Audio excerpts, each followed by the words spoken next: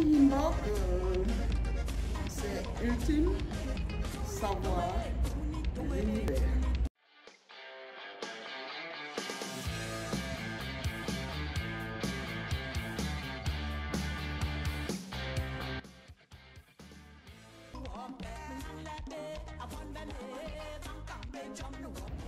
Alors, Kimbok, c'est ultime savoir l'univers. C'est la signification littérale mot pour mot. Ki, Mbok, ultime savoir l'univers. Voilà. Maintenant, dans la tradition, on dit que c'est le savoir sur soi-même et sur sa propre vie. Savoir que notre propre petite vie là peut être bénéfique ou nuisible à l'ensemble de la vie, qu'on a le choix et donc on est responsable. Donc on ne responsabilise pas un quelconque diable, ni quelconque démon ou sorcier. On est responsable parce qu'on a le choix d'être bénéfique ou nuisible. On a le choix parce que quand on le sait, ça veut dire qu'on a ce savoir, c'est qu'on a le pouvoir. On a le pouvoir de créer, entre guillemets, des paradis ou encore, entre guillemets, des enfers. Et on est le premier bénéficiaire, évidemment.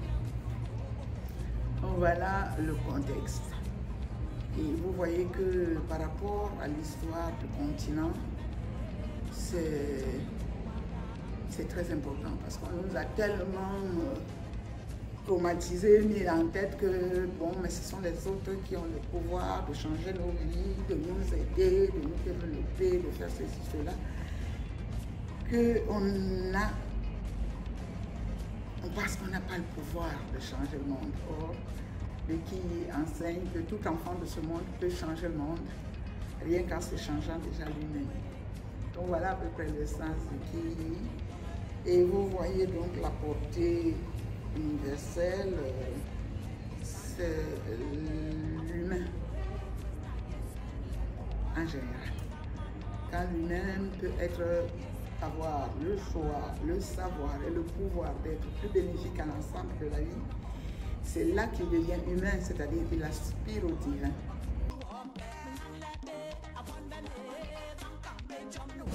Morte, ça c'est très difficile, parce que c'est la culture des premiers humains.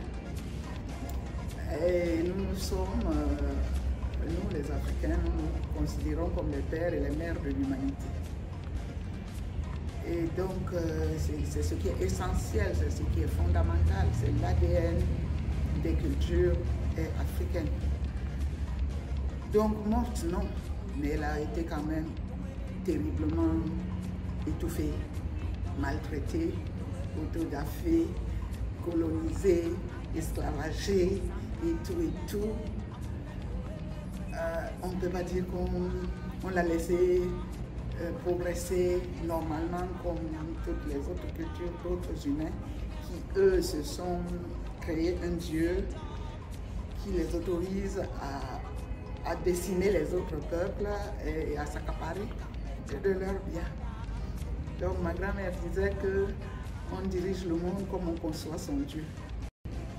Toutes ces péripéties que l'Afrique et ses populations ont subies sur plus de 5 siècles, et même presque 6 siècles maintenant, il est forcément important de parler de Renaissance parce qu'il y a toutes ces expériences humaines que nous avons eu à subir, à développer, à vivre. Les gens croient que quand ils maltraitent les gens, eux, ils restent indemnes, mais non. C'est une expérience humaine globale. Maltraiter l'autre, et l'autre, comment faire une résilience qui ne le ramène pas à l'étape animale complètement, et qu'on puisse mettre des gens dans les réserves comme des animaux dans un zoo pour pouvoir les sauvegarder. Vous reconnaîtrez que nos cultures sont très puissantes, humainement et divinement parlant.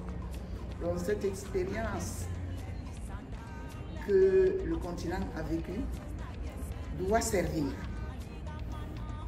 Elle doit servir, elle doit enrichir les cultures africaines. Donc ce n'est pas pour rien que ce sont nos cultures qui ont donné presque les musiques du monde. Aujourd'hui, il n'y a pas un continent qui se passe de la musique africaine. Au niveau de tout ce que les autres ont appelé moderne chez eux, c'est ce qui est notre passé. Donc c'est pour ça que je dis souvent que le passé de l'Afrique est le futur de l'humanité.